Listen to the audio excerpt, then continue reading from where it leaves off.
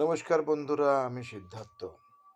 Zoran Mamdani recently New York সিটির mayor নির্বাচিত হয়েছে।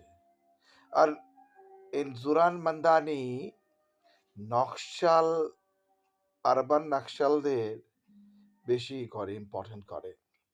ও আমেরিকাতে বসে উমর খালিদের কথা চিন্তা করে, আমেরিকায় বসে উমর খালিদের বাবা মার কথা চিন্তা করে, দেখা করে আমেরিকাতে বসে উমর খালিদের বাবা মার সঙ্গে। আমি বুঝতে পারি না জোরান মান্দানি আগের দিন যখন শপথ নিচ্ছিল নিউ ইয়র্ক সিটির মেয়র হিসেবে, সেদিন কেউ দিল্লির নাম মুখে এনেছে।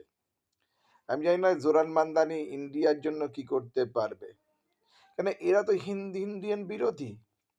এরা চায় যে ইন্ডিয়াতে হিন্দুদের না থাকতে পারে, হিন্দুরা বিলুপ্ত হয়ে যাক।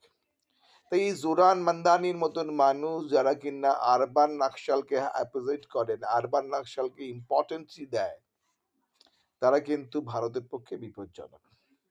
ওমর খালিদ বিগত 5 বছর ধরে জেল বন্দি। ওমর খালিদ, এদের লক্ষ্যটা কি? এদের লক্ষ্য পলিটিক্যাল ইনস্টেবিলিটি ইন ইন্ডিয়া, ভারতবর্ষের নাশকতা। এদের মধ্যে চরম উগ্রতা ভর করে আছে, যাতে কিনা এরা ভারতকে শেষ করতে পারে। এরা চায় যে ভারতবর্ষ বিলুপ্ত হয়ে ভারতবর্ষকে ড্রামাটিক ভাবে এরা ইনস্টেবিলাইজ করে দাও, ইকোনমিক্যাল কমজোর করে দাও। তাই তো এরা বলে টুকরে টুকরে গ্যাং, আজাদি আজাদি। তাই আমরা বন্ধুরা বলি, যারাই কিনা কমিউনিজমের চিন্তা ভাবনা করছেন তারা ভুল করছেন। কমিউনিস্ট বলে কিছু হয় না। লাতিন আমেরিকাতে এসব চলে। ভারতের মতন সভ্য দেশে, যেখানে কিনা আমরা বাঁচি ইকোনমিক্যাল গ্রোথ করার জন্য, স্টেবিলাইজ ইকোনমি আনার জন্য, ওপেন ইকোনমি আনার জন্য, ডলার ইনফ্লেশন আনার গ্রোথ করার জন্য, সেখানে কিন্তু এই ধরনের কমিউনিস্ট পার্টির চিন্তাধারা দ্বারা কিন্তু আমাদের পক্ষে খুব বিপজ্জনক।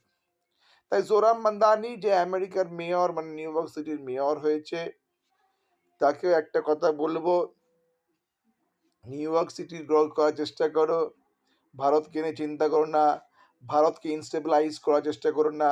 ভারত কিন্তু এখন খুব মজবুত, ওটা স্ট্রং নেশন হয়ে আছে। তাই তোমাদের মতন যারা কিনা লেফটিস্ট, যারা ভারতকে ভেঙে টুকরো টুকরো করতে চাও, তারা কিন্তু ভারতকে পারবে না। কেন ভারতের মাথার ওপর আছে নরেন্দ্র দামোদর দাস মোদি, যে কিনা তোমাদেরকে শেষ করবে। Thank you.